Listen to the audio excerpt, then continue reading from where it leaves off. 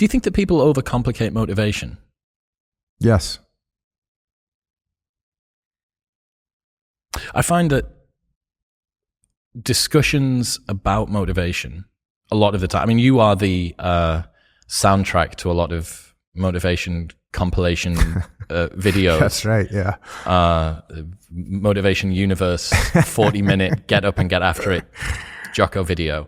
So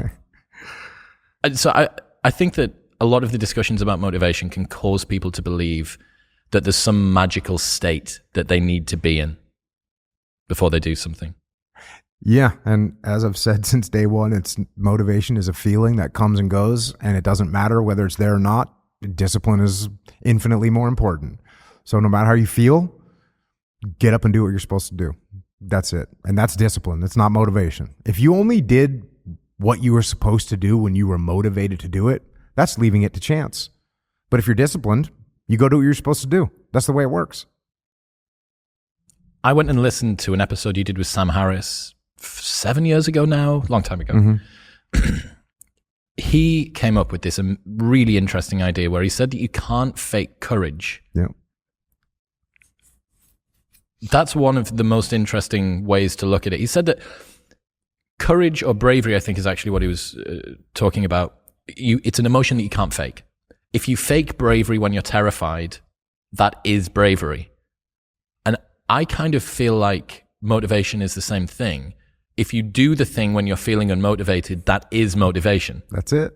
So you're saying that all of the Jocko videos of motivation, they can just go off of YouTube? Well, I say in a lot of those videos, and sometimes that's what it takes for people to get motivated, is to realize that motivation doesn't matter. They don't need the motivation after all. It doesn't matter. It's a self-defeating video. Like, just shut up and go do what you're supposed to do. Yeah, I mean, the difference between the person that spends all day wondering about whether they should go to the gym or not, and the person that just goes to the gym or not, even if they both go, they net out at zero, apart from the fact that one person has spent the entire day obsessing over it. Yeah, and probably wasting some brain power on it.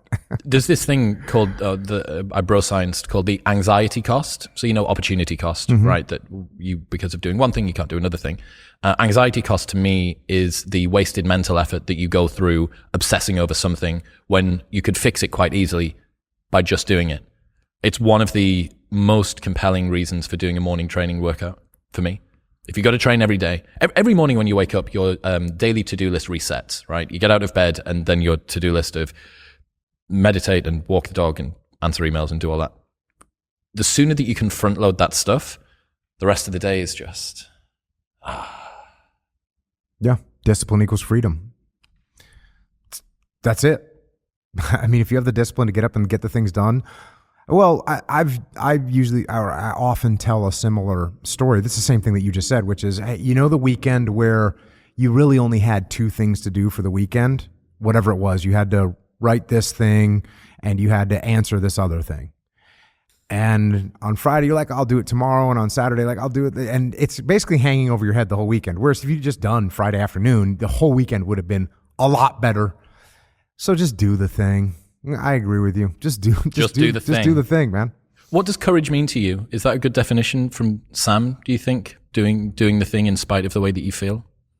Yeah, I think that's solid. I somebody asked me a question the other day, does courage have to involve risk? And I thought about it a little bit. I don't sit around and think about a lot of stuff, which might be obvious, I guess. But yeah, I think if you're going to get credit for courage, then there has to be some level of risk, whether it's,